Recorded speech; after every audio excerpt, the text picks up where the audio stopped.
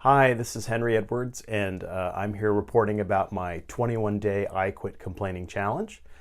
It's day 5, and I didn't complain today.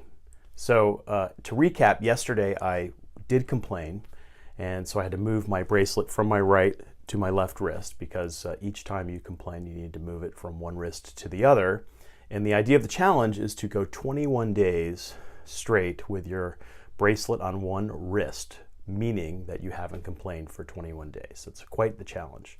And this challenge is created by Christine Lewicki, whose book I Quit Complaining has sold hundreds of thousands of copies in France. It's coming out this month, April 2019, in the United States, and I really encourage you to buy it. She's great, and it's a great challenge. I'm enjoying it.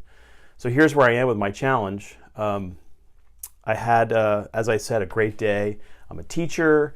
I enjoyed my classes with my students. We engaged. There was a nice warm vibe in the classroom, and we got through some great content and enjoyed it. So it was a really good day. And I'm finding that doing this challenge, I'm feeling better, feeling more at peace, enjoying others more, and enjoying life more. So I want to just review some of the last few episodes of my 21-day challenge. This is day 5. On other previous episodes, I've talked about the philosophy of Stoicism, which encourages us to take both the good and the bad with some equanimity, some balance. I've also talked about the work of psychologist Robin Kowalski, who's done quite a bit of study of complaining. And I'm actually going to return to her work tomorrow, in day 6. And then yesterday I introduced PAG, Patience, Acceptance, and Gratitude.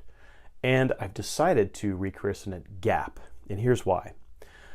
I was reflecting on Viktor Frankl, his work. He was a psychoanalyst from Vienna during the interwar period. Since he was Jewish and he did not escape Austria, he was rounded up by the Nazis and spent years in concentration camp and survived.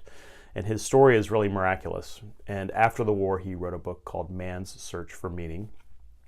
And one of his kind of findings from this experience was, no matter what people do to us, we can still choose our attitude. Now, not everyone is as heroic as Viktor Frankl.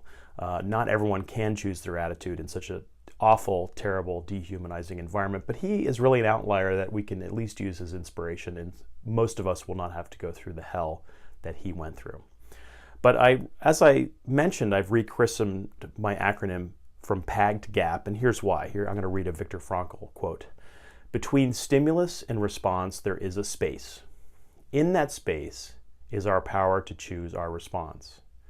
In our response lies our growth and our freedom. So you might see here, Frankl talks about space, I use gap.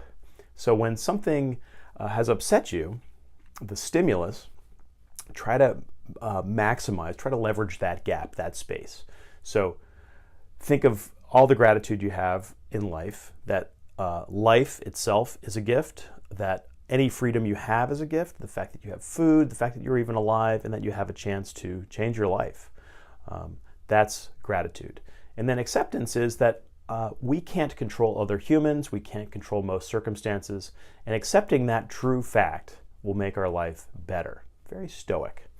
And then P is for patience. So given that life is a gift, we should express gratitude, and that we accept the fact that nearly everything is out of our control, we should be more patient. So when difficult times come and you feel like you want to complain, remember GAP. So that's it for today. Just be well, and don't forget to see and savor what's going right in the world. And I'll see you tomorrow.